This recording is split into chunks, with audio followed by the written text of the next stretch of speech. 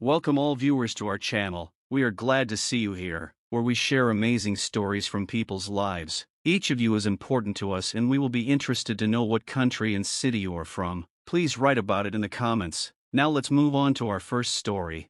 An ordinary, calm day spread its wings over a small town in the heart of America. The evening sun was golden on the roofs of the houses, shimmering in the windows of stores and cozy houses scattered along the streets like toy houses. The smell of freshly cut grass wafted through the air, wafting from the green lawns where children played while parents chatted with each other. The silence, barely broken by the sounds of everyday life, seemed palpable, as if the city itself was in a light, peaceful slumber.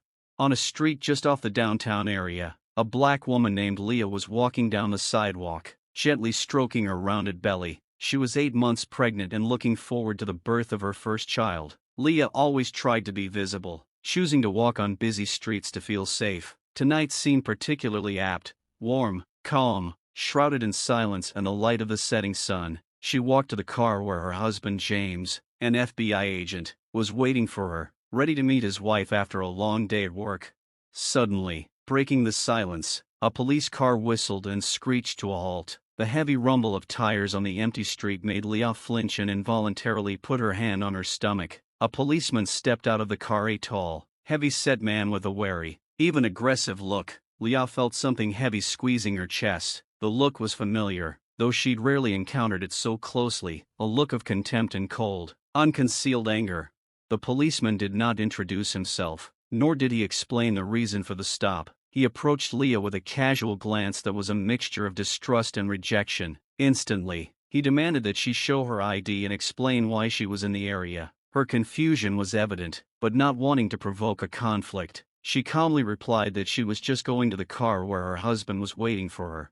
But his face contorted with contempt. "You think you can walk anywhere?" he said with a heaviness in his voice that made Leah feel humiliated and disarmed. She tried to explain the situation, but the policeman was no longer listening. Words and explanations dissolved into the thick, unsettling air. He suddenly grabbed her shoulder roughly, pushing so hard that Leah felt a shiver run through her body.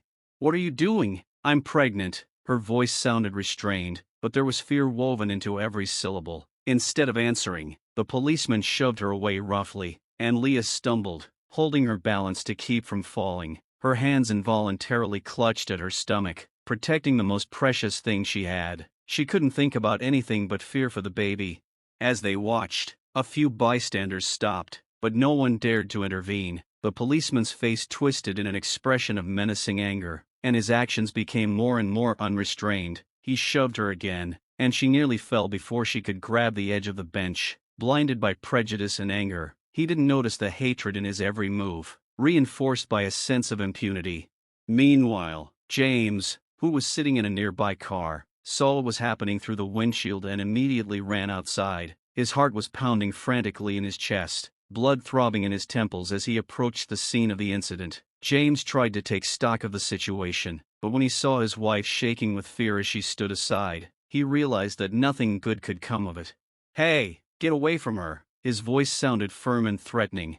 The seconds dragged on endlessly, as if time had slowed down, leaving Leah alone with the officer's cold stare. The policeman didn't seem to see her as human. His eyes glittered with a hard confidence that neither her visible pregnancy nor the apparent innocuousness of her intentions could shake. He seemed to have already rendered a verdict full of unfounded suspicion. Leah stepped back nervously, trying not to lose her composure. Policeman John Mackenzie was known in the department as an officer with a reputation, but not one that brought respect and trust. His colleagues spoke of him in hushed tones, referring to him as a man with a heavy hand and a gaze imbued with a deep distrust of anyone who didn't fit his rigid standards. The department turned a blind eye to complaints, treating them as minor incidents. Today's patrol had been routine for Mackenzie until he saw the dark-skinned woman standing alone on an empty street. His suspicion flared instantly. His mind was already forming an image in his head, as if she were not just a passerby, but a potential intruder who he didn't think should be here. Mackenzie got out of the car slowly, gesturing for her to stop. Leah looked at him, trying to catch at least a hint of goodwill in his face, but all she got was stiffness and contempt. "Show me your papers." His voice was cold and demanding. Leah confusedly replied that the documents had been left in the car and that she was just on her way to see her husband. She tried to speak calmly, confidently, But the heaviness in the officer's eyes became more and more frightening. There wasn't an ounce of doubt in his gaze, as if she was already guilty. Mackenzie took a step closer, shortening the distance between them, and Leah backed away. "You look suspicious here," he hissed, not breaking eye contact. "Why are you here alone? Do you have a reason for this behavior?" The words sounded ridiculous, but they were threatening. Leah tried to explain that she was just waiting for her husband, but the policeman didn't listen. He didn't want answers. He had already formed an idea of what was going on. Leah saw his hands slip to the handcuffs on her waist, causing her heart to pound with renewed vigor. She knew that any wrong move could have consequences, and she tried to stand still, keeping her gaze on Mackenzie, trying not to give in to fear. "You have a right to behave," he said, his eyebrows drawn together, "and not to wander the streets. This is no place for the likes of you." Those words, full of hidden rage, cut into her hearing. Leah felt the ground fall away from under her feet. In that moment, she realized that she wasn't just being stopped for a checkup. It was something more, something dark that emanated from the very man in front of her. From his demeaning gaze and harsh intonations, he was in his element, enjoying control, experiencing a sense of absolute power. Mackenzie pushed her roughly onto the hood of his car, forcing her to bend forward. Leah instinctively tried to cover her belly, but that only caused another wave of annoyance at the cop. A sharp jolt caused her to stumble, hitting her elbow on the hard metal. Pain coursed through her body, but even worse was the panicked fear for the baby. Fear and despair froze on her face. She whispered softly, almost through her tears, "I'm asking you, I'm pregnant." But the policeman only grinned. There was no sympathy in his gaze, only indifference and cruelty. Her words meant no more to him than the rustle of leaves underfoot. Mackenzie yanked her arms so hard that she cried out in pain. Her head rumbled with fear and panic. She couldn't understand why she was being treated like this. At that moment, from a distance, James ran up to them. He saw Leah twisted, her face contorted in pain. For a moment, he froze as a bolt of lightning struck his body. His wife, his child, the ones he loved and protected the most, were now in the hands of a cruel, prejudiced officer. Holding back his rage, James screamed, "Hey, let her go now!" Police Officer John Mackenzie was no ordinary officer. His career in law enforcement began many years ago, and since then he had developed a reputation for being a man who should have been treated with caution. From childhood, he grew up in an atmosphere of stereotypes and prejudice. His father, also a police officer, constantly emphasized that certain groups of people were not trustworthy, only trouble. These words, spoken at a non-childish age, stuck in Mackenzie's mind and shaped his attitude toward those around him. From the moment he joined the department, he moved quickly through the ranks, but his successes had a dark side. Officers in the department distrusted his methods, which often included aggressive approaches and disregard for the rules. John knew he could do whatever he wanted with near impunity. His colleagues avoided openly discussing his methods for fear of repercussions. Thus, he became a trendsetter in the world of police practices, and his methods led to many complaints of excessive use of force. With each passing year, his distrust of black people grew. He often crossed paths with detainees whose faces matched his preconceived notions. His behavior became even more aggressive when he realized that he could put pressure on those who could not defend themselves. Each new stop became a way for him to demonstrate his power, and he felt his impunity growing. John was not only fighting crime, he was creating it where there was none. The incident with Leah was the culmination of his personal demons. His resentment and rage exploded when he saw her walking alone down the street. He didn't see her as a person. He saw only another problem to be fixed. In his mind, this was not just an apprehension, but an opportunity to confirm his own preconceived notions. And there she stood before him, pregnant, vulnerable and defenseless, and in that he saw only vulnerability to be exploited. When James yelled for the policeman to let Leah go, Mackenzie turned to him dismissively, his face contorting into a vicious grin. He knew that even though James was an FBI agent, his own position as a local police officer gave him an advantage. For a moment he lost all touch with reality, his rage and hatred clouding his mind. "Get your hands off her," James said, clenching his fists, feeling the adrenaline rushing through his body. "She's pregnant. You have no right to treat her like that." The policeman stepped forward, chest out, as if he were about to demonstrate his power. He was confident of his impunity, and that confidence gave him insolence. Every blow, every dismissive word, was proof of his control. "You don't understand who's in charge here," he said with obvious contempt, raising his hand to show the handcuffs. "She can't just walk the streets as she pleases. Maybe you taught her that." James, standing in front of the policeman, felt rage building up in him. He realized that any attempt to physically intervene could have tragic consequences. He saw Leah's hands clenching around her stomach, and his heart ached for her, but there was no time for doubt now. He knew he had to intervene. "I demand that you let her go." His voice sounded loud, confident, but deep down he felt that in this battle against the system they might lose.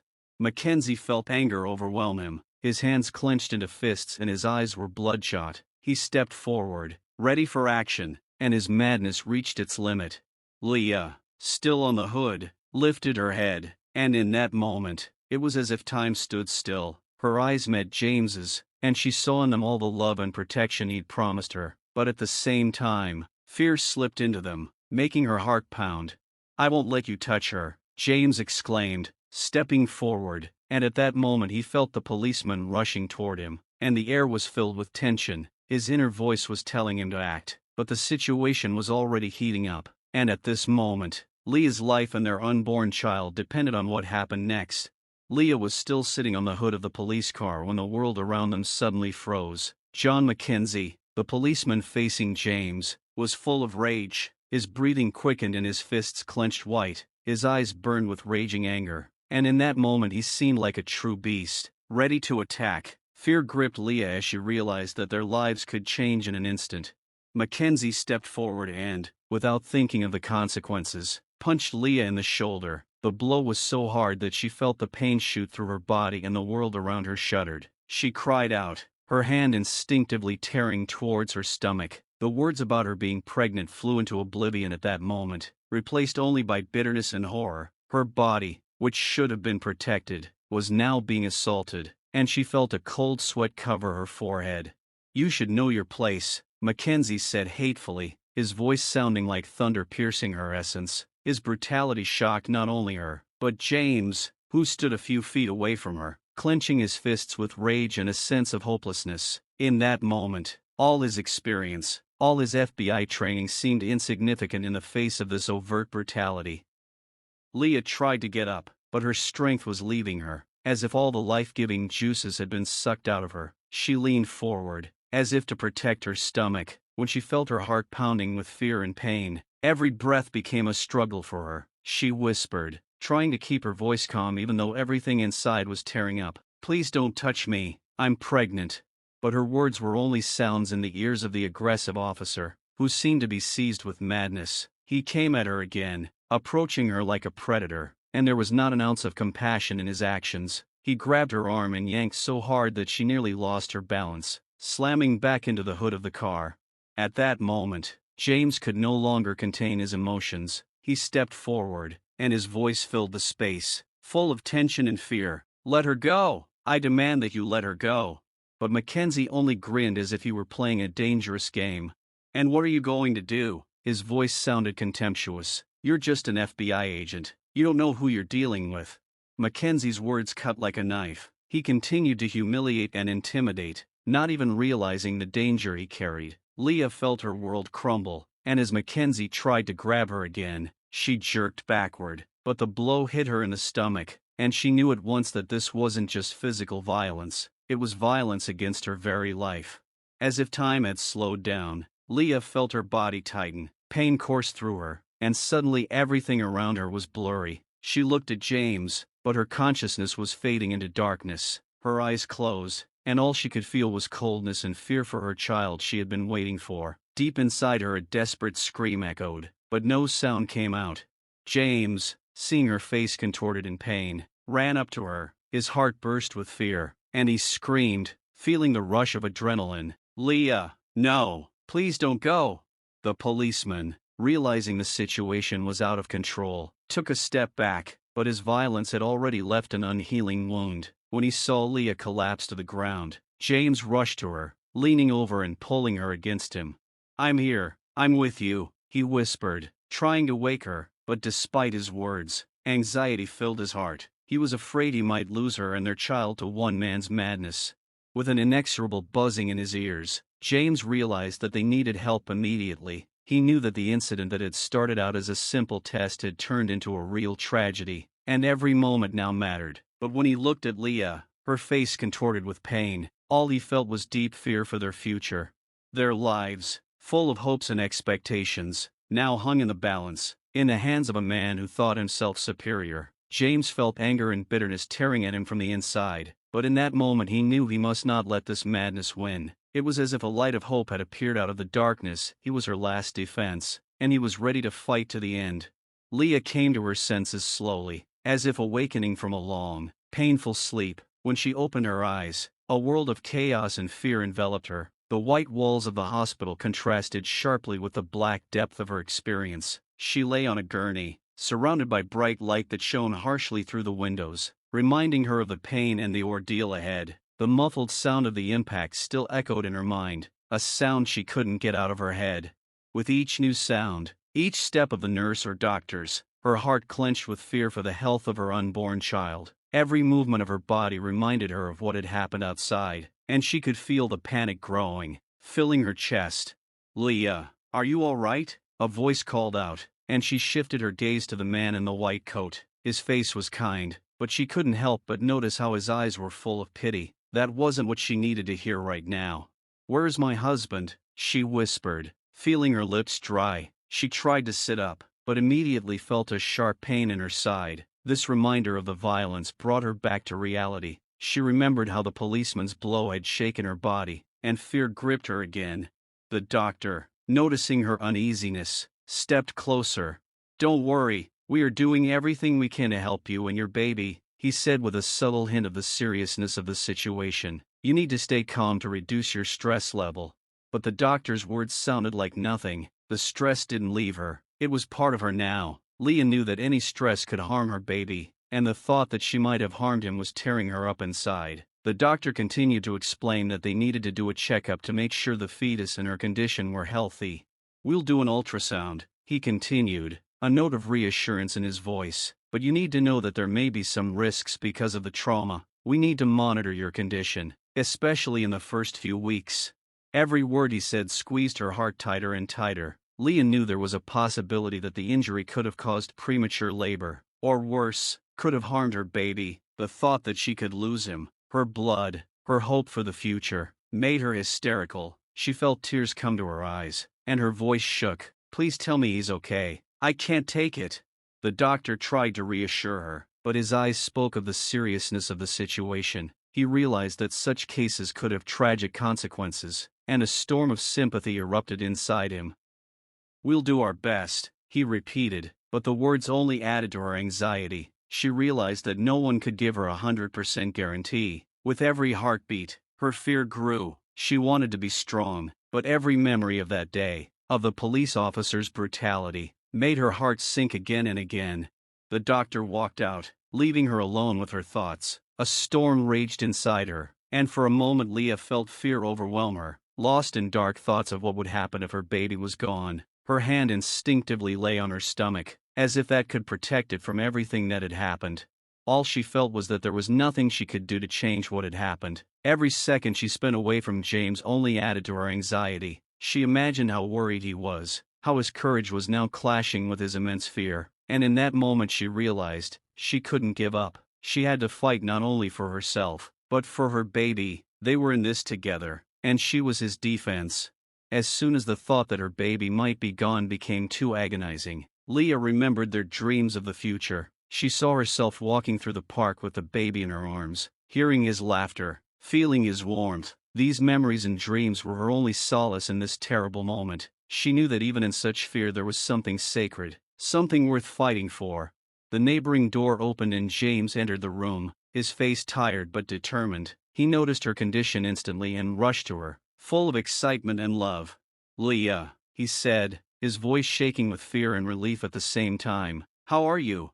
His arms encircled her, and she felt some of her anxiety go away as he was at her side. She looked into his eyes, full of concern and determination, and in that moment she realized that they were together, and together they would fight for their future, whatever it might be. But fear for her child still lingered inside her, and despite the support, she knew their journey would be hard. James stood in the hospital room, his heart pounding so hard it felt like it might burst out of his chest. He saw Leah lying on the bed, her face pale and her eyes full of fear. Everything inside him clenched with pain and rage. He could feel the anger building as he remembered what had happened outside, and how unfair it had been. As an FBI agent, he was trained to handle dangerous situations. He knew how to respond to threats, how to keep his cool under the most difficult circumstances. But here, in front of his wife, he felt completely helpless. This situation was something completely new to him. He couldn't believe that the man in uniform who was supposed to protect had become the aggressor, bullying his beloved. When he came to his senses, his thoughts immediately returned to the way he'd torn down his emotions when he'd seen Mackenzie hit Leah. He felt his agency professionalism collide with the pain he felt as a husband. Many thoughts swirled in his mind. What steps could be taken to get justice? How to protect his family in this difficult situation? Every instinct he had told him that this wasn't just a random test, but something more. He knew there was bias and hatred behind Mackenzie's aggression, and it was escalating his anger. He decided he would not be silent. "I can't just stand here and wait," he said, turning to Leah as she tried to reassure him by placing her hand on his arm. "James," she whispered, her voice weak but full of love, "you have to be careful. This isn't something we can just forget." "I won't forget," he whispered, tears welling up in his eyes. "I will make sure that man is held accountable for his actions." Despite his profession, he realized that the situation required more than just bureaucratic measures. He needed to take action. James decided that reaching out to his contacts at the FBI was the only way to get justice for Leah and their child. He knew it could be dangerous, but he was willing to risk everything to protect his family. As soon as he left the ward, he dialed the number of his partner, who worked in the Human Rights Investigation Department. He knew that the incident should be recorded, that they should know about the attack on his wife, and that it should be treated as an act of police brutality. "Eddie, I need you to listen to me," he said, his voice full of determination. "It's urgent." As he spoke, he tried not to think about the consequences. He realized that he was probably putting himself and his family at even greater risk, but he couldn't stay idle. Eddie promised to help him, and James felt some of his anxiety go away as he heard his friend's support. During this time in the hospital, Leah tried to calm herself down, but thoughts of what had happened would not leave her. She knew that the police officer's actions should not go unpunished. She felt her fear for the baby's health grow into rage and a desire for justice, and even though James was her advocate, she knew that she needed to take an active part in the process as well. Once Leah regained her senses and regained her strength, she began to think of ways to help her husband. She knew that they had to be together, that they had to fight together for what was right. A desire grew in her mind to not just survive, but to make sure that incidents like this never happened again. Despite her vulnerability, she could feel a new strength brewing inside her. Leah decided that she would be an active participant in any investigation that would take place, and she would tell her story to anyone who was willing to listen. She knew she couldn't let this situation fade into oblivion as if it didn't exist. "We will not be silent," she said as James came back into the room. "We have to make this policeman accountable for his actions. We have to speak up." Her words gave James new hope. He realized that the two of them were no longer just victims, but active participants in a fight for justice. Together they were ready to do anything to protect their family and change the system that allowed such aggression. In that moment, they became one team, ready for any fight. This situation was not only a challenge for them, but also an opportunity to make a difference in the world. They knew they had a long road ahead of them, full of challenges and pain, but now they were ready to fight. James and Leah realized that despite all the trials, they were not alone, and together they would be able to cope with any difficulties. A week passed, and Leah and James found themselves immersed in a legal fight that would change their lives forever. They knew they would face systemic obstacles that many who dare to challenge the police have had to deal with, especially in cases involving racism and violence. But it was this challenge that became a matter of survival for them as a family, as parents and as people whose rights had been grossly violated. After gathering his thoughts, James knew they needed the best lawyer possible, someone who understood not only the legal aspects, but also the emotional gravity of the situation. He spent hours searching for information, calling colleagues and acquaintances. He didn't just want good lawyers, he wanted someone who knew how to fight the system. At this point, as they met with the potential attorneys, each of them was experiencing their share of stress. Leah felt fear and self-doubt overwhelm her as they sat in the cozy office of the law firm. But James was determined. He knew that this wasn't just a lawyer's job for them, it was an opportunity for survival. The first meeting with attorney Melissa Cartwright left Leah and James hopeful. She was an experienced civil rights lawyer, with many victories in similar cases. Her confidence and understanding of the situation helped dispel some of the fear they felt. "We will fight for you," she said as they discussed the details of the incident. "I am sure we will be able to get compensation for your suffering and seek disciplinary action against this police officer." But James knew it wouldn't be easy. The police system always protects its own, and he expected the confrontation to be tough. His warnings were confirmed when they began drafting a formal statement against the police station. Reporters came to their office, eager to hear their story. Leah squeezed James's hand as they were interviewed, her voice shaking with excitement.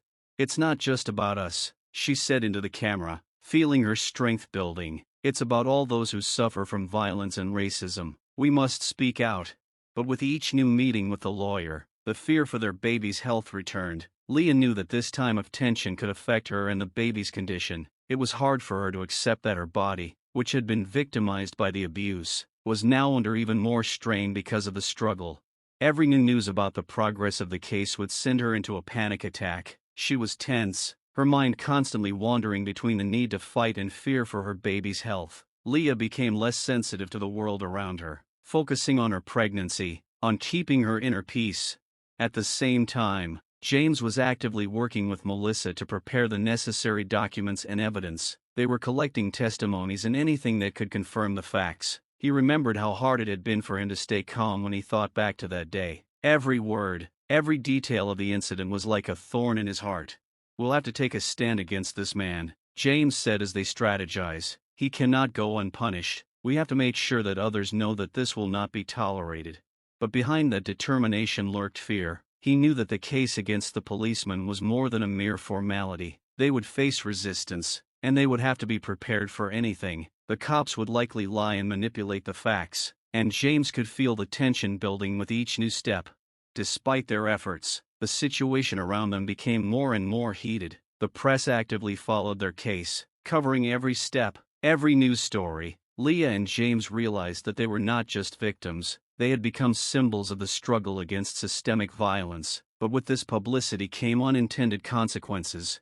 The situation began to escalate. Strange letters and threatening messages started arriving at their house. Someone was trying to intimidate them into giving up the fight. Leah was afraid for herself and the baby, but she tried to stay calm. Her feelings were mixed. She wanted to fight, but she didn't want to put her family at risk. Nevertheless, James remained determined. He remembered watching documentaries as a child about the struggle for civil rights, about people who stood up for justice. Now he found himself at the center of that struggle, and he couldn't let fear take over. "We will not give up," he said as they looked at the threats in the mailbox together. "We are together, and we will fight." Leah looked at him with admiration and fear. She felt that his determination helped her stay strong, even when it was hard. They both knew there would be many challenges ahead, but they were ready for it. "We'll do it together," she said quietly, and their hands clasped tightly in unison. In that moment, they realized that their love and support for each other would be the strength that would get them through this ordeal. James was not only her husband, but also her protector, and together they were going to fight for their rights, for their family and for all those who were in the same situation. After Leah and James made their statement, the public reacted violently to the incident, which was just one of many tragedies associated with police brutality. Bending the dark depths of the system, they knew their struggle would not be easy, but they did not expect it to generate such a powerful wave of anger and support. At first it was only a few posts on social media, but soon the situation took on threatening proportions. Local activists, outraged by the new facts of police violence, organized a rally calling for change. Every day more and more people gathered in the city center, demanding justice for Leah and all those who have ever faced racial discrimination and police violence. "We will not be silent," they shouted into megaphones, their voices merging into a powerful chorus. "Justice for Leah." Leah looked at the pictures of the rally, which the media had covered extensively, and felt her heart fill with both pride and fear. Her story was becoming a symbol, but with that glory came threats. Her enemies were not slumbering, and local radicals began shouting threats. supporting the police officers who justified their actions. Meanwhile, James was in the office taking calls from colleagues offering support and assistance. He realized that their case had caught the attention of not only the locals, but also a wide audience across the country. As an FBI agent, he knew that this kind of thing doesn't go unnoticed. His phone was ringing off the hook, with colleagues and friends calling, expressing solidarity and willingness to help. "It's not just your case," one of his partners said, emphasizing the importance of the situation. "It's much more than that. We have to show that we will not tolerate it."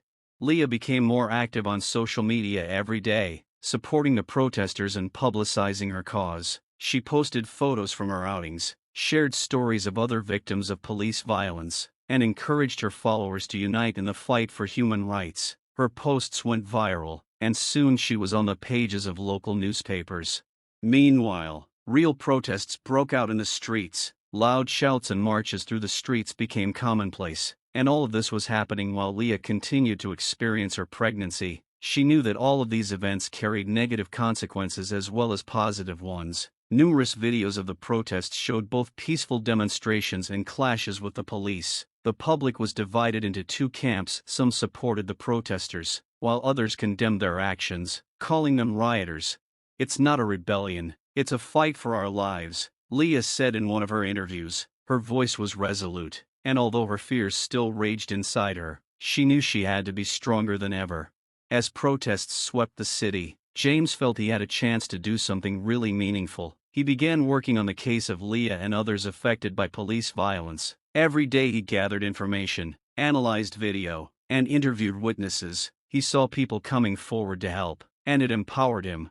While James was on the case, Leah did not stay away either. She began working with local activists and non-governmental organizations working to improve relations between the police and the community. Their plan was to draw attention to the need to reform police structures to avoid a repeat of such horrific incidents.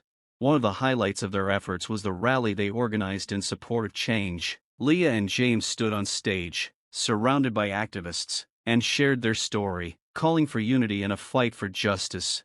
"We are here to say that this cannot go on," Leah said, her voice louder and more confident than ever. "We must all stand together to stop the violence and discrimination." Loud applause erupted at her words, and Leah felt the power of unity encompass her. Despite the fear she felt, she knew it was important. She felt her heart fill with pride as she saw people coming together for one purpose. But as public pressure mounted, the situation became increasingly dangerous. Police stations began to show signs of protecting their officers. They tried to suppress the protests by using force and intimidation. Leah and James realized that they were now on the front lines of the fight for their rights and the rights of others. They knew it would not be an easy journey, but they were ready. Anxiety about the health of their baby also increased. Leah realized that the stress and constant threats could have a negative impact on her and the baby's condition. But despite all the difficulties, she felt that their struggle was important not only for them, but also for all those who had been victims of violence. Each day was a new challenge, but each day also brought new allies, new friends willing to support them on their journey. With each new protest and each new message of support, Leah and James realized that they were not alone. Their story was becoming part of a larger struggle that was sweeping across the country. Leah knew they were on the cusp of change. This fight was not just for their family, but for the future, for a society free of fear and hate. Now that they had become symbols of hope and change, they could not give up. Each new day brought them closer to justice, and despite the odds, they were ready to fight. With each new step in their fight for justice, Leah and James became more and more aware of the complexities of the legal system and how it could work against them. Leah's incident was not just a personal tragedy, it led to a real confrontation between the FBI and the local police, where every step felt like pressure that could cause an explosion. When James began acting as a representative of his family, his status as an FBI agent became both a blessing and a curse. On the one hand, it gave him access to important resources and information that could aid in the investigation. On the other hand, the local police, feeling threatened by the federal agency, began to resist. In the FBI office, James often faced opposition from his colleagues. Some of them believed that the local police officers were acting within their authority and suggested that he focus on other cases. This made James furious and frustrated. He knew what was really going on and realized that such an attitude could cost his family and other victims dearly. We can't turn a blind eye to this, he told his superiors as they discussed next steps. We have to support Leah and the other victims. This is not just another case. This is a fight for justice. But his call to action was met with resistance. Colleagues tried to avoid confrontation with the local police, stressing the need to maintain a professional demeanor. James felt the bureaucratic rules tightening their grip on him, and it made him angry. Meanwhile, outside, the protests continued to grow. Shouts of justice for Leah filled the streets, and the number of participants grew each day. But inside the FBI, the situation remained tense. James realized that a choice had to be made, either give in to the system or fight for what he knew was right. When he met with the local police once again to discuss Leah's case, the atmosphere was far from friendly. The police officers, including those present at the incident, seemed confident of their impunity. One of the officers who hit Leah showed no remorse. They defended themselves by inventing versions of events that denied their guilt, shifting responsibility to Leah and accusing her of provocation. "She's pregnant," James exclaimed, feeling the rage boiling up inside him. "That's no excuse for violence. You can't just talk about her like she's just an object."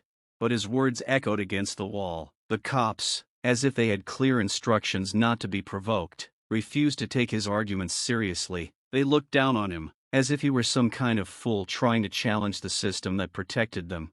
Inside himself, James realized that their conversation was a reflection of a larger problem. It was not just a clash between personalities. It was a clash between two systems, a system of law and order that too often harbored its own, and a system of justice that was supposed to act in the interests of the people. As soon as James walked out of the police office, he felt frustration overwhelm him. He needed to make a change to make them hear. He realized that their struggle went beyond personal experiences. It was an issue of how law enforcement operated, and he couldn't stand idly by. The next morning, James arrived at the FBI office with a determination that filled his soul for the first time in a long time. He assembled a team of colleagues who were willing to support him and proposed an idea to them. "We have to investigate not just the incident, but the whole culture that surrounds this. We need to understand why these things happen." Some agreed with him, seeing the need for change. Others remained skeptical, saying that he should have focused on more important cases. This confrontation and division within the FBI only strengthened his resolve. He knew that it was moments like these that put him in the position of choosing whether to surrender to the system or fight it. The next day, James invited local activists and advocates to a meeting to discuss how they could join forces and create a joint plan. Leah watched his initiative with excitement. She was glad to see that he was not giving up and was willing to continue the fight. "We can do this," she said as they discussed their plans. "We have to support each other." James nodded, realizing that unity would be their most powerful weapon. Together they began to develop a strategy that included creating a community group to monitor police actions, co-creating campaigns to raise awareness of violence and racism, and organizing public actions. Meanwhile, in response to the protests, local police became increasingly aggressive. Demonstrators were arrested and activists were threatened. Tensions were rising, and James realized that this was only the beginning of a larger conflict. Leah could feel the fear for her baby growing. Every time she heard news of the protests, her heart sank. But despite the dangers, she was ready to fight for her child's future, for a world where they could live without fear. Through all the chaos, Leah and James realized that they are not alone. Their story has become part of a larger struggle, and they can't afford to give up. Every step they took, every sound they made, became a step towards change. Despite all obstacles, they were willing to go all the way to the end to achieve justice and create a world free of violence. With each week that passed since the Leah incident, the investigations and proceedings have only intensified. The police department, feeling pressure from the public and activists, was forced to launch an internal investigation, but the true intentions of its leadership remained in question. Many in the police department viewed it as a formality, not believing that real change was possible. The first meeting in Leah's case took place in a sullen, poorly lit office, where several uniformed officers sat at a long table, staring at papers that clearly did not reflect their true intentions. In fact, they knew that many of the facts had already been skewed in their favor. The main issue was how to turn the incident into a misunderstanding rather than an act of brutality. "We all know it happened in a moment of stress," one of the higher-ranking officers said. his voice flat, as if he were trying to mask his real feelings. Leah may have appeared threatening, and our colleague's actions were nothing more than a response to danger. This comment elicited muffled, disparaging looks from the other officers. James, who had been watching the proceedings, felt his blood boil with rage. How could they ignore reality so easily? Leah wasn't a threat, she was a pregnant woman, and no circumstance could justify the use of force against her. James realized that this wasn't just an attempt to hide the facts, it was a manifestation of a system that had been covering up the crimes of its employees for years. The internal investigation was set up to protect, not to uncover the truth. This realization gripped him with anxiety. He knew that justice would be hard to achieve. At first, investigative teams within the police force collected evidence, but instead of looking objectively at every aspect of the incident, they tried to sidestep facts that might point to the officers' guilt. Officers began threatening witnesses in an attempt to silence them or change their testimony to reflect a more favorable picture to the police. All of these actions were carefully planned and deliberate. Leah, feeling all this atmosphere of pressure, tried to stay strong. She continued to follow the progress of the investigation, and every time she heard about new threats, her heart clenched with fear. She knew that without honest and open testimony from the witnesses, their case would be buried under layers of lies and manipulation. "They're afraid of the truth," James told her one evening when they were discussing the latest news. "We have to find a way to reach people who are willing to talk. I'm sure there will be those who won't be silent." They began organizing meetings with local activists and witnesses to gather all the necessary materials and evidence. Every conversation was filled with tension. They knew they were up against a system that would not tolerate the unwanted. At the same time, Leah developed a sense of powerlessness. On the one hand, she felt supported by family, friends and activists, but on the other hand, the pressure from the police was becoming more and more visible. Her condition was deteriorating and the constant stress was taking its toll. She did not know how she was going to survive all this.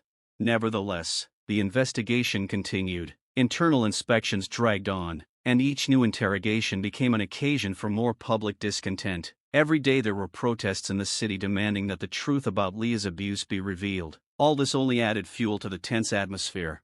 At first, the police department's investigative team tried to keep a low profile, but soon the pressure from activists and the media became too much. When details of possible machinations within the investigation began to surface, citizens began storming into police stations demanding transparency. James, receiving information from his colleagues, realized that they needed to change their strategy. He met with several activists who had experience in such situations. Together they began to develop plans to raise questions about corruption and flaws in the system. "We have to make sure that this case is not just numbers in a report," said one activist. "We have to show that there is a real threat and that we will not stop until justice is achieved." As James tried to forge alliances and find ways around bureaucratic hurdles, he felt the world shrinking around him more and more. He knew that any step could be decisive, and each could lead to success or failure. In parallel with these actions, Leah continued to receive threats from local radicals who clearly did not support her fight. She was scared, but every new word of encouragement from James gave her strength. Her baby was already starting to feel all this stress, and it was making her fearful.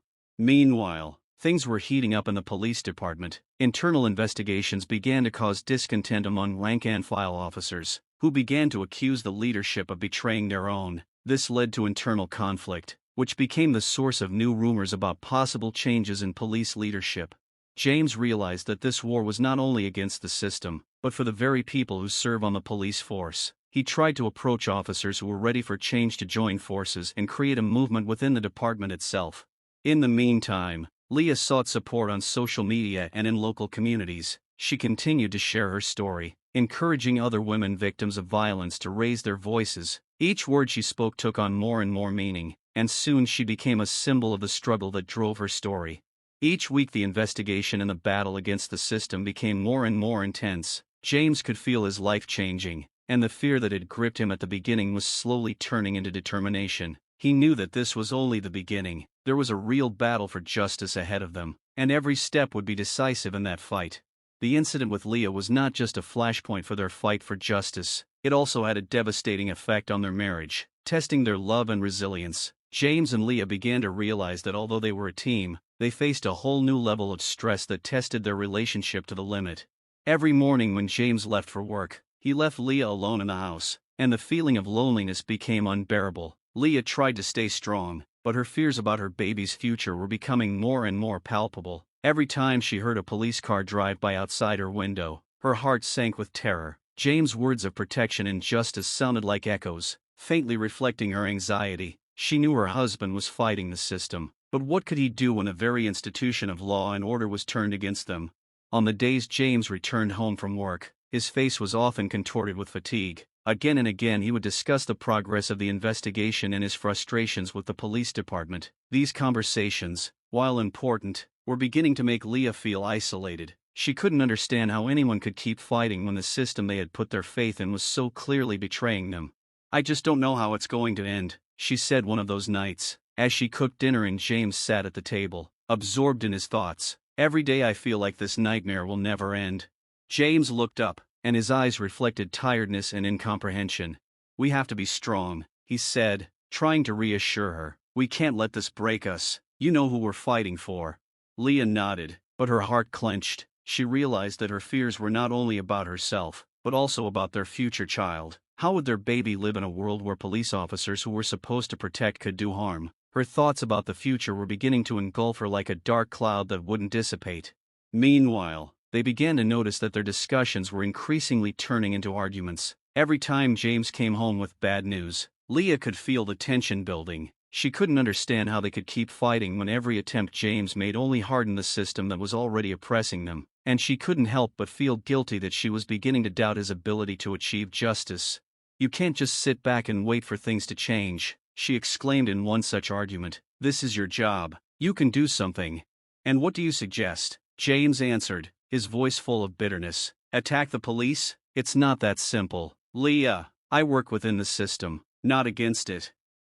Leah threw him a scratchy look. The arguments were wearing her down, and she was beginning to feel herself slowly losing faith in his ability to protect them. She didn't want this to ruin their marriage, but each new piece of news only increased her despair.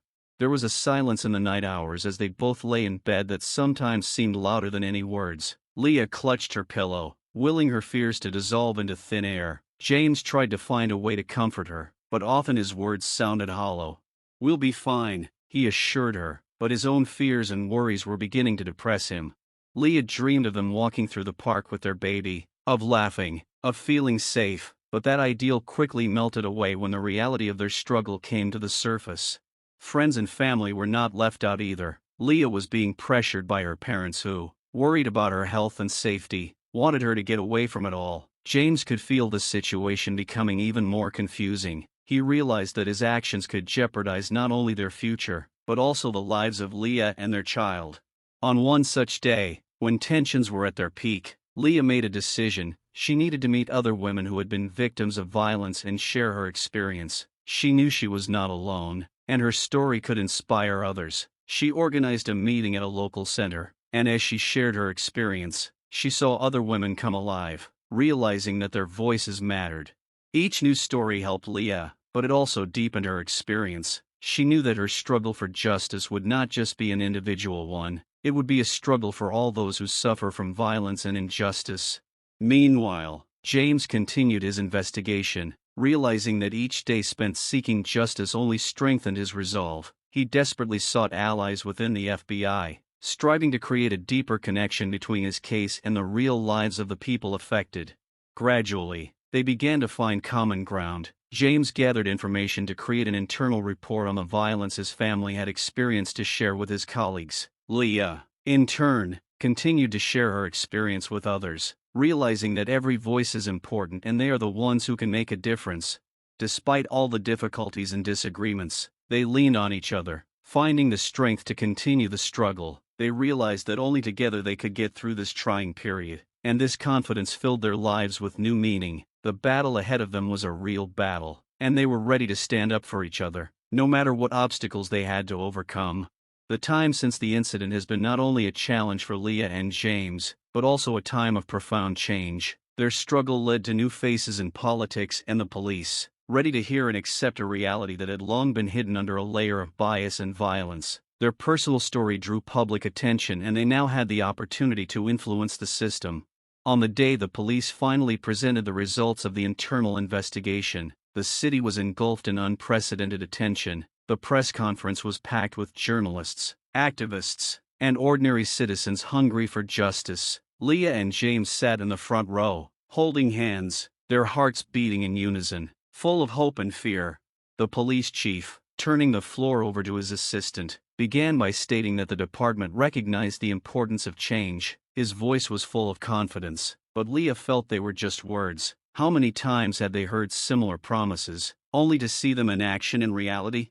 However, when the new mayor stepped to the microphone, setting up his reform plan, there was silence in the hall. He spoke of the need to create a safer environment for all citizens, the importance of making every voice count, and openness in policing. He spoke of his intentions to train officers in conflict management, the need for an independent commission to investigate incidents involving the police. "This is not just a speech," the mayor said confidently, looking out at those present. "This is our path to change, and I promise that we will not give up until there is justice for all, including those who have been victims of violence." Leah felt a surge of hope, but her heart still clenched with pain. She thought of all those women who had remained silent until now, those who suffered in the shadows, waiting for someone to stand up for them. Deep down she knew that this change had to be in deeds as well as words. James, watching the reactions of the people around him, realized that this was just the first step toward greater responsibility. He was willing to work to make sure these promises were kept. He knew it would be a long road, but determination shone in his eyes. Shortly after the press conference, the public hearing began, where residents could share their stories. Leah stood up when it was her time to speak, her voice shaking with emotion. "I'm here to tell you about my experience," she began, and every eye in the room was fixed on her. "I want you all to realize that these are not just statistics. This is our lives. I stand before you because I want no one else to suffer as I have." Her words rippled through the room, eliciting powerful reactions from everyone present. Leah shared her fears, her hopes, and how she and James had fought not only for justice for themselves, but for the rights of all those who had been victims of violence. With each speech, a sense of unity grew. People were raising their voices, speaking out against violence and discrimination. This was not just a struggle between one woman and her husband, it was a movement that united them all. At first, these were small-scale changes, new rules on how to make arrests, mandatory conflict management training for police officers, better interaction with local communities, but gradually these began to transform into larger-scale initiatives. The city administration announced the creation of an independent body that would investigate all incidents involving the police. Leah and James were invited to be part of this commission to help formulate the principles that would guide its work. They realized that this opportunity would allow them to influence the future of their city, and they were determined to do their best. Some things were still difficult. Leah sometimes saw police cars drive by, and the fear came back to her, but together with James, they continued to work on their dream of a safe future for their child. Every morning they remembered what they had been through and how much more there was to do. They realized that this was not just their personal struggle, but a movement for change that was needed not only for them, but for many others. And although the road was full of obstacles, they kept going, armed with hope and determination. Eventually, their story became a symbol of the fight for justice. The city began to change, and Leah and James, standing with each other, knew they were not alone. They were part of a larger movement that could actually change the world for the better. Every day was a new challenge, but they were up for it. Strength in unity, their love and pursuit of justice became an inextricable part of their lives. Their story didn't end with the promise of change, it was just beginning, and with each new step forward, they knew that together they could overcome anything. Thank you for your attention and for letting this story be a part of your day. Take care of yourself and your loved ones. See you again.